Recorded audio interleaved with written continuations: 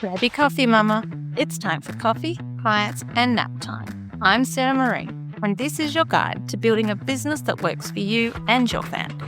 Here, we'll dive into creating a thriving business that lets you be the hands-on parent you want while designing the life you've always dreamed of. So if you're ready to balance business success with family life and make it all work in a way that feels right for you, then let's dive in. Hey mama, welcome back to Coffee, Clients and Nap Time.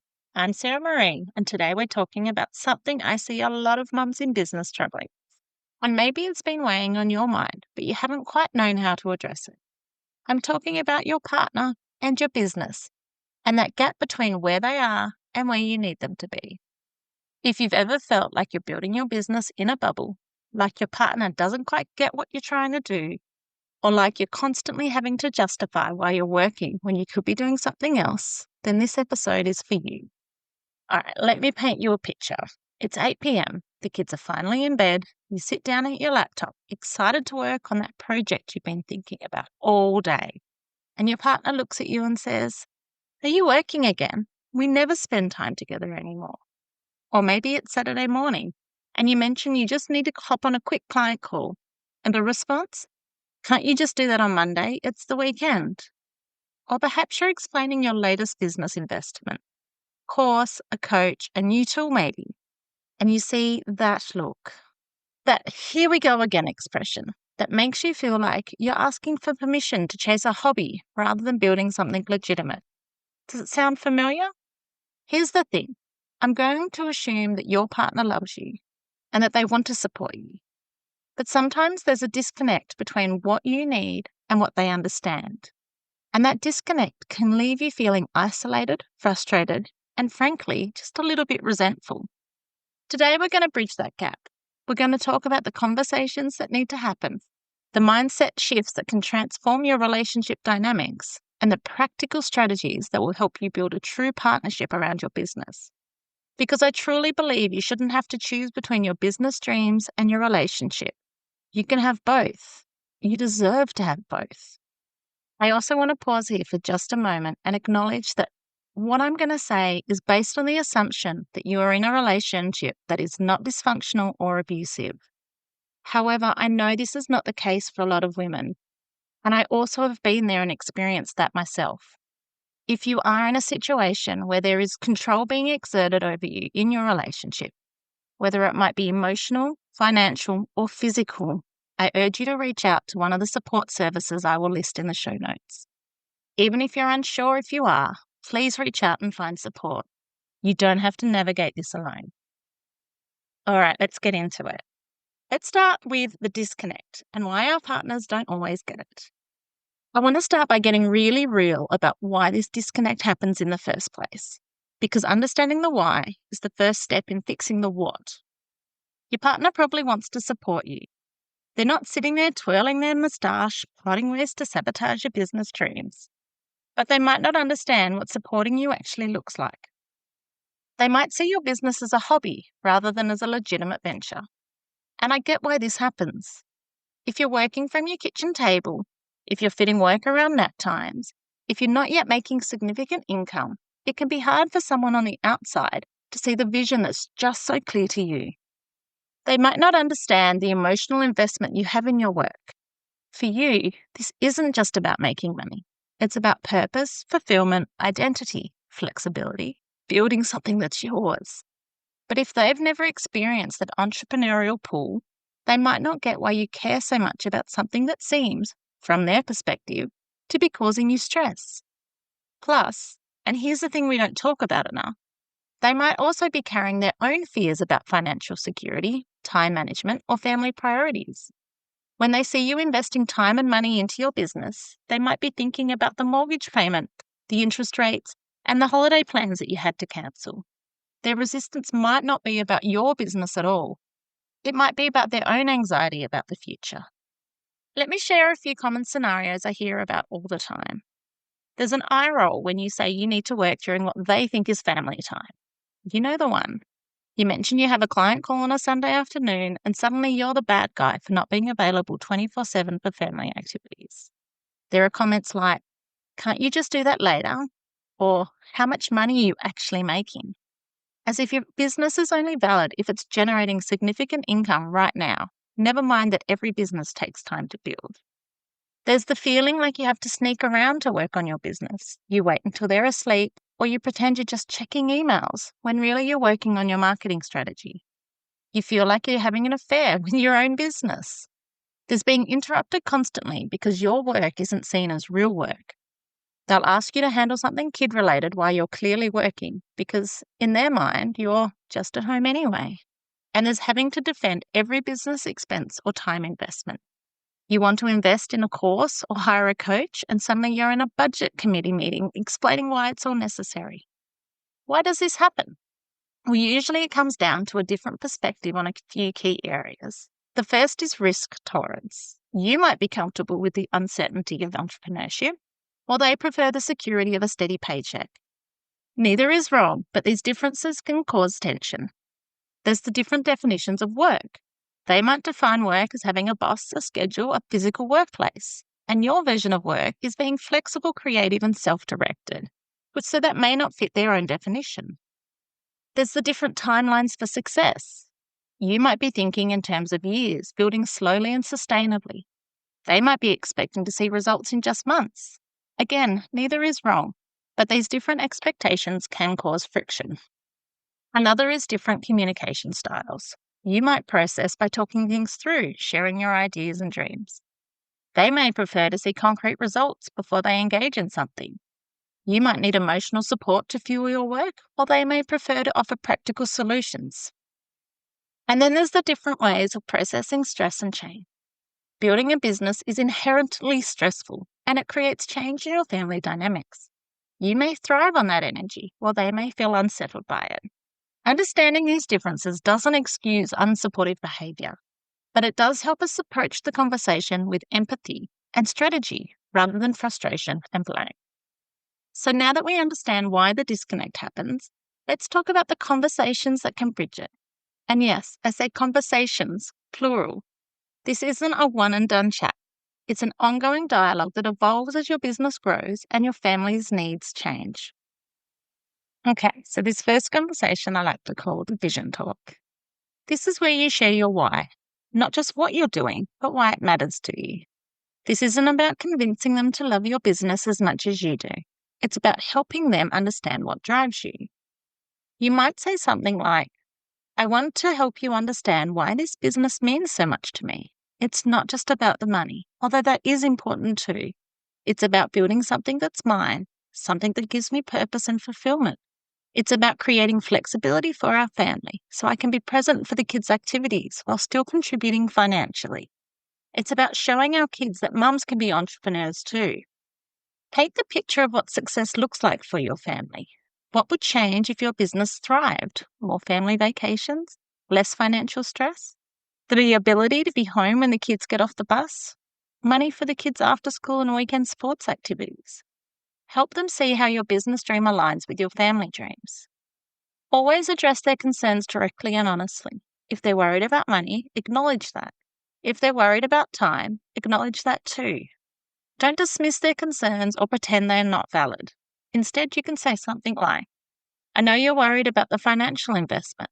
I share that concern. Let me show you my business plan and how I'm mitigating that risk. And here's the crucial part though. Ask for their input on how to make it work for everyone.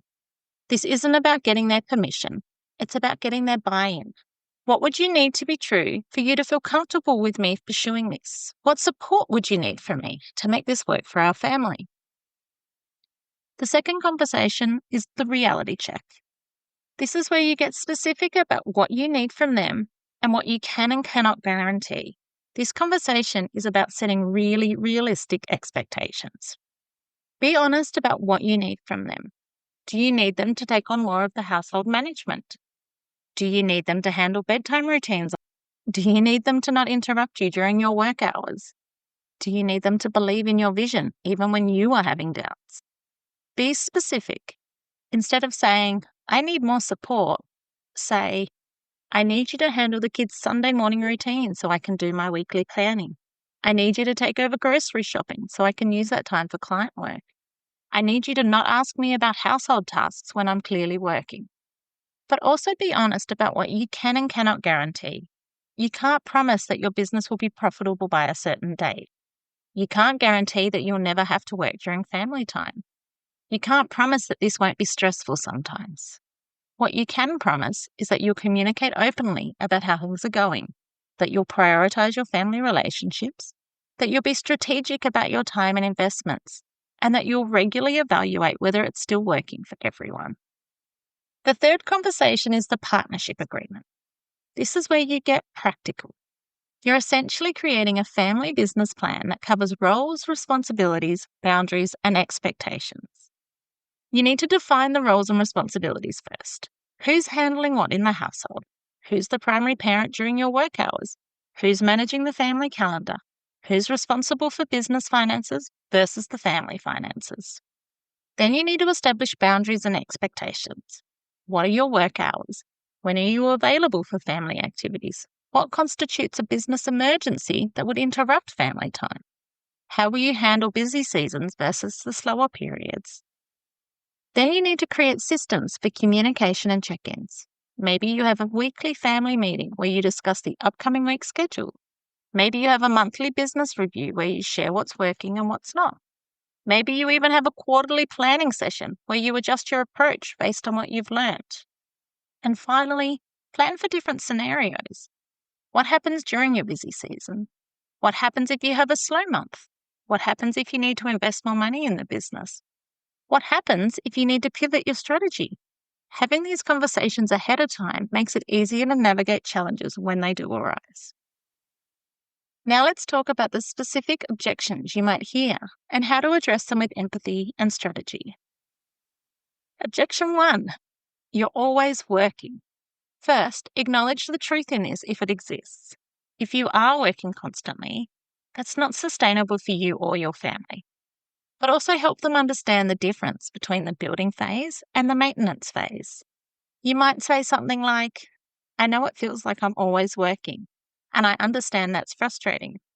Right now, I'm in the building phase of my business, which does require more time and energy, but I'm working towards a point where I can maintain the business with less intensive hours. Can we talk about what support you need from me during this building phase and what timeline feels reasonable to you?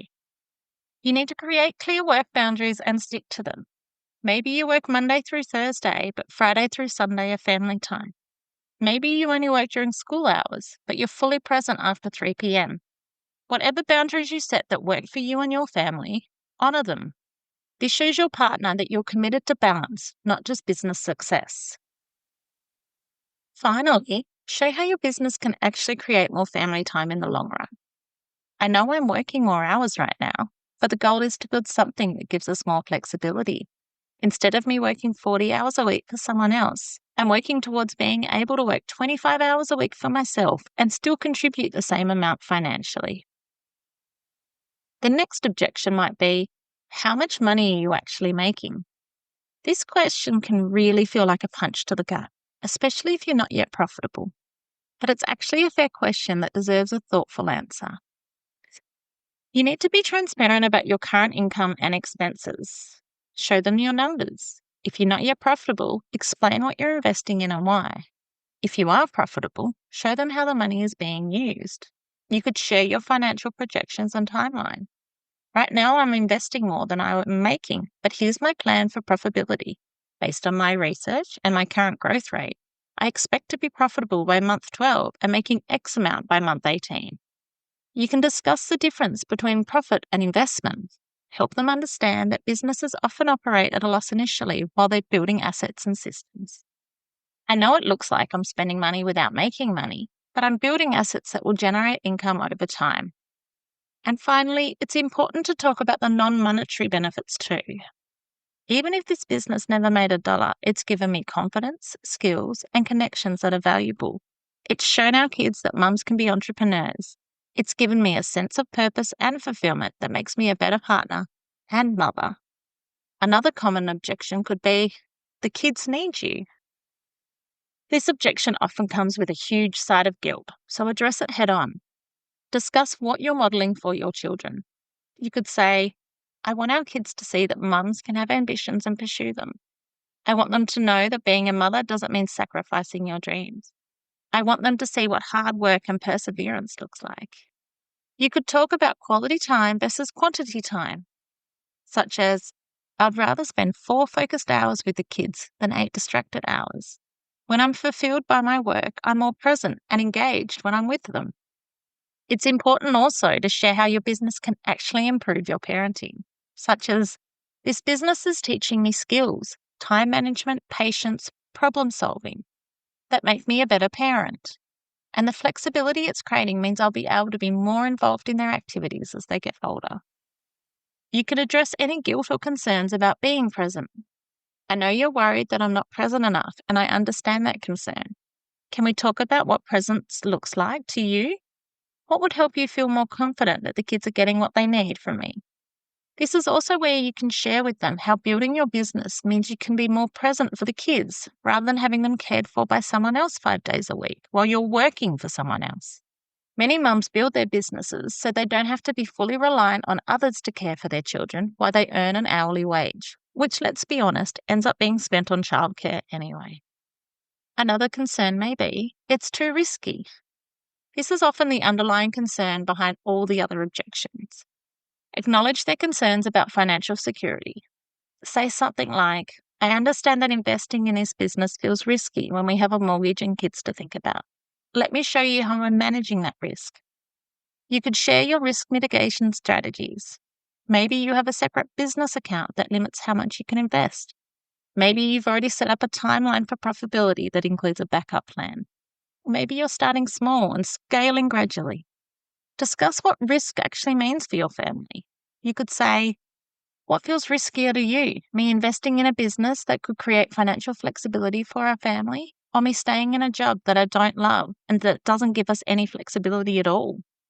It's also important to talk about the risks of not pursuing your business, such as, there's risk in any choice we make. There's risk in me staying in a traditional job too. What if I get laid off? What if the company goes under? What if I become so unfulfilled that it affects my mental health and our family? At least with my own business, I have control over the outcome. Now I want to talk about what support actually looks like and how to build a true partnership around your business. Emotional support means believing in your vision, celebrating your wins, and encouraging you during setbacks. It means your partner saying, I'm proud of you when you land a new client. I believe in you when you're doubting yourself. And what do you need from me when things get tough? Practical support means taking on more of the household tasks, managing kids during your work time, and helping with business tasks if it's appropriate. It might mean your partner handling bedtime routines so you can work in the evenings, or taking the kids out on a Saturday morning so you can batch content. Financial support means being okay with business investments and understanding cash flow fluctuations and viewing business expenses as investments rather than frivolous spending.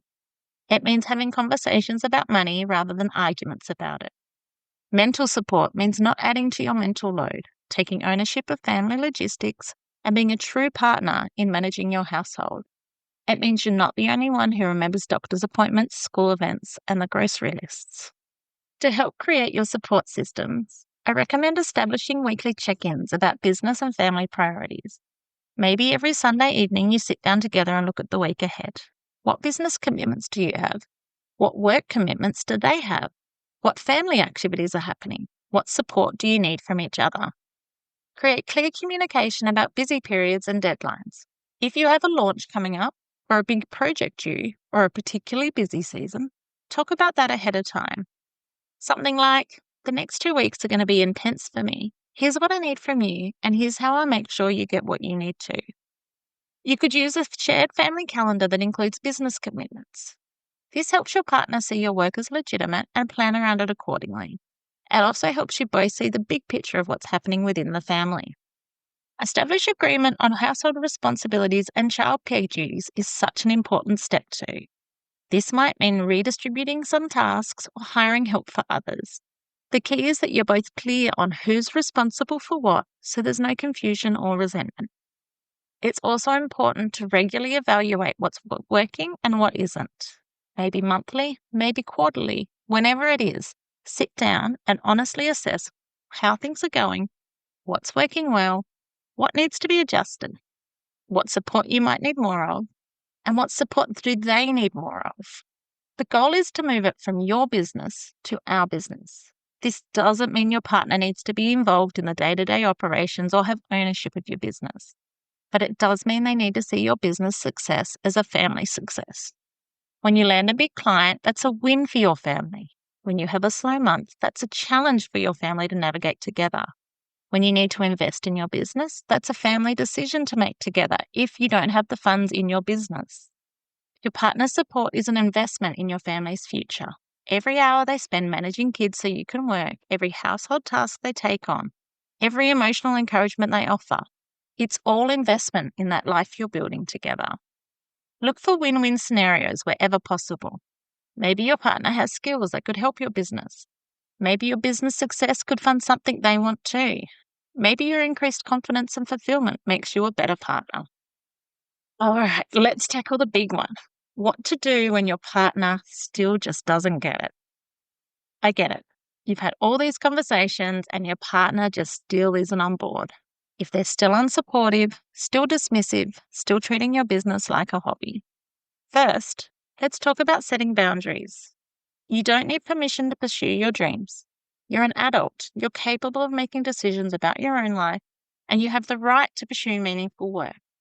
You can set boundaries around your work time even if they don't understand. You could say, I'm going to work from 9 to 11 on Saturdays. During that time, I need you to handle any kid-related issues that come up. This isn't negotiable. Remember, although you may be the default or primary parent while your partner is at work if they work away from the house, when your partner is at home, any children you have are their responsibility too. You don't need their permission to invest in your business, even if they're not enthusiastic about it. You could say, I'm going to invest in this course because I believe it will help my business. I've budgeted for it and it's not coming out of our family expenses. Remember, you can succeed even without their full support. It is harder and it's not ideal, but it is possible. But you also need to find support elsewhere. You need to build a network of other entrepreneurial mums who understand what you're going through, or find mentors who have been where you are, or join communities where your ambitions are normalized and celebrated. I strongly recommend working with a coach or a therapist to process the emotional aspects of building a business without full support from your partner. This isn't about bad-mouthing your partner. It's about getting the support you need to succeed. And remember the long game. Sometimes partners need to see results before they believe. Success often changes the conversation. Stay focused on your vision, even when others have doubt. You're not responsible for managing their emotions about your business. I had a client who struggled with this for over 2 years. Her husband was constantly questioning her business expenses, rolling his eyes at her work commitments, and making those little comments about her little business. She almost gave up so many times. But she didn't. She kept building, kept investing, kept believing in herself. And when she hit her first 6-figure year, suddenly everything changed. Her husband was bragging about her business to his friends. He was asking how he could help. He was apologizing for not being more supportive earlier. Not every story ends this way. Many do. Sometimes people need to see the results before they can believe in the vision. Okay, so this episode has actually gone much longer than I thought it would, but that is because this topic is so important for so many of us. So, before I wrap up, let me give you some specific language you can use to start these conversations. To open the conversation, you could say, I want to talk about my business and how we can make this work better for both of us. I know there have been some tensions around this, and I think we need to address them directly. Can we set aside some time this week to really discuss it? I'm not looking for a quick conversation. I want us to really understand each other. For conversations around sharing your vision, try, let me tell you what I'm building and why it matters to me. I want you to understand this isn't just about making money, although that's important too. This is about creating a life where I feel fulfilled and purposeful, where I can contribute to our family's financial security while still being present for the kids. I'd love to hear your thoughts and concerns too. For conversations around addressing concerns, try, I hear you saying that you're worried about a specific concern.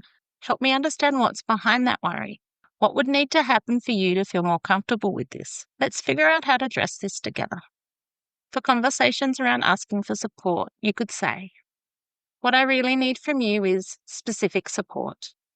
For example, I need you to handle the kids' morning routine on a specific day so I can have client calls. Or I need you to take over the grocery shopping so I can use that time for business development. What do you need from me to make that possible?" For conversations around setting boundaries, try saying, "I understand you have concerns about my work time, but I need you to respect when I'm working.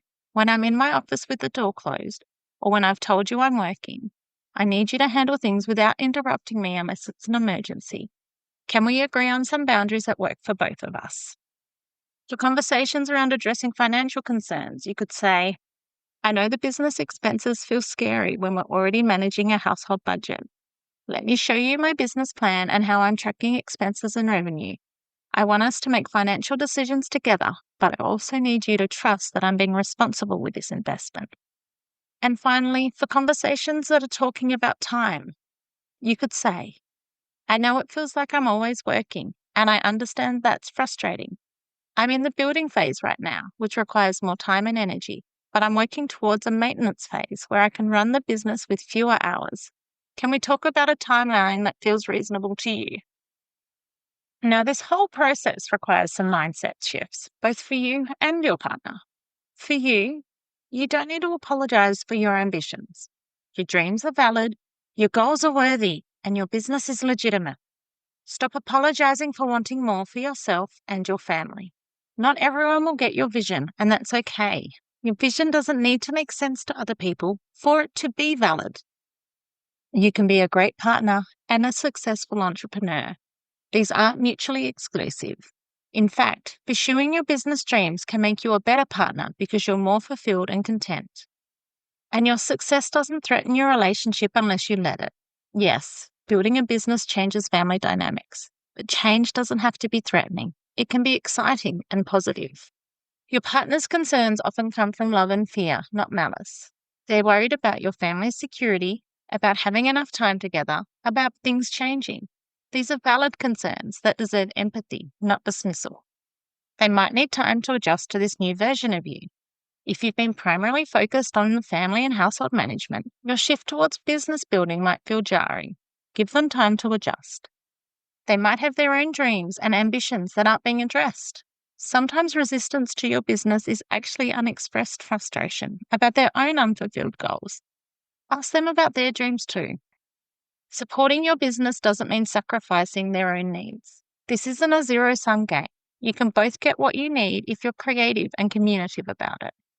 Mindset shifts for your relationship are important too. This conversation can actually strengthen your partnership. Working through challenges together, supporting each other's goals, and creating space that work for everyone. These are all relationship building activities. Working through this together can improve communication in all areas. The skills you develop in talking about business and family priorities will serve you well in other areas of your relationship. Your business can be a source of connection rather than conflict. When your partner sees how fulfilled and confident your business makes you, when they see the positive impact on your family, your business becomes something that brings you together rather than drives you apart. And you're modeling healthy ambition and partnership for your kids. Your children are watching how you pursue your dreams and how you and your partner support each other. What do you want them to learn? All right, let's make this practical. Here's what you can do this week, this month, and ongoing. Firstly, this week, schedule a proper conversation with your partner. Not a quick chat between kids' activities, not a discussion while you're folding laundry, but a real conversation when you can both focus. Maybe it's after the kids are in bed. Maybe it's during a walk. Maybe it's over coffee on a Saturday morning. Secondly, write down your vision, your needs, and your concerns before the conversation. Get clear on what you want to communicate so you don't get sidetracked or emotional in the moment. And third, ask them to share their concerns and needs too. Make this a two-way conversation. You want their support, so make sure they feel heard and supported too. Fourth, create one specific agreement about support or boundaries. Don't try to solve everything at once. Pick one area where you need support and agree on how that's going to work. Here's your action step for this month. Implement your agreed on support system. Actually follow through on whatever you've agreed to. If you said you'd work only during certain hours, stick to that. If they said they'd handle certain household tasks, let them handle them without micromanaging. Check in weekly about how it's going. This doesn't have to be a big formal meeting. It can be a quick conversation like, how did this week work for you? What do we need to adjust next week? And of course, adjust as needed based on what you've learned. If something isn't working, change it. If you need more support in one area, ask for it. If your partner is struggling with something, address it. And of course, celebrate any progress, even small wins. If your partner takes on the morning routine without being asked, acknowledge that. If they ask how your business is going, celebrate that interest. If they don't interrupt you during work time, thank them for that. And your ongoing action steps are: make regular relationship check-ins a habit and include business discussions in those check-ins. Maybe monthly, maybe quarterly, but sit down and talk about how things are going overall. You need to keep communication open about changing needs and circumstances, because as your business grows, as your kids get older, and as your family needs change, you need to keep talking about what support looks like. It's important to involve your partner in appropriate business celebrations and decisions. If you land a big client, celebrate together. If you're making a major business decision, ask for their input. The reality is, you need to model the partnership you want your kids to see. So show them what it looks like when partners support each other's dreams, when challenges are worked through together, and when both people in a relationship get to pursue what matters to them. All right. I know this was a massive, massive episode. So if it resonated with you, I really want to hear about it. Send me a DM at balancedbizmama and tell me, what's one conversation that you're going to have with your partner this week? What's your biggest challenge in getting them on board? And what support do you need most? And if you're realizing that you need more support than what your partner can provide, remember you don't have to do this alone. You're invited to come join us in the Balanced Biz Mama Circle, where we can talk about all the real stuff, including how to navigate relationships while building businesses. We have mums there who have been where you are, who understand the challenges of getting partner support, and who can offer practical advice and emotional encouragement. The link is in the show notes, and I'd love to welcome you into our community of mums who are building something amazing while keeping their families and relationships strong. So remember, Mama, getting your partner on board isn't about convincing them to love your business as much as you do. It's about creating a partnership where your dreams are supported, where your family's needs are met, and where you can thrive as both an entrepreneur and a partner. You deserve to have both. You deserve to pursue your ambitions and have a strong relationship. And you definitely deserve a partner who sees your business as an asset to your family, not a threat to it. This conversation might be uncomfortable. It might take multiple attempts, and it might not go perfectly the first time, but it's so worth having. Your dreams are worth fighting for, and your relationship is worth strengthening. You don't have to choose between your business and your family. You can build both. You can have both, and you definitely deserve both. So until next time, go have that conversation. Be honest, be kind, be persistent, and remember, you've got this. Thanks for joining me on Coffee, Clients, and Naptime. If you've enjoyed today's episode, don't forget to subscribe, leave a review, and share it with another mum who's ready to build their dream life. You can also join our Facebook page or Instagram to stay connected every day of the week. The link is in the show notes. Just remember, you've got this, and I'm here to help every step of the way.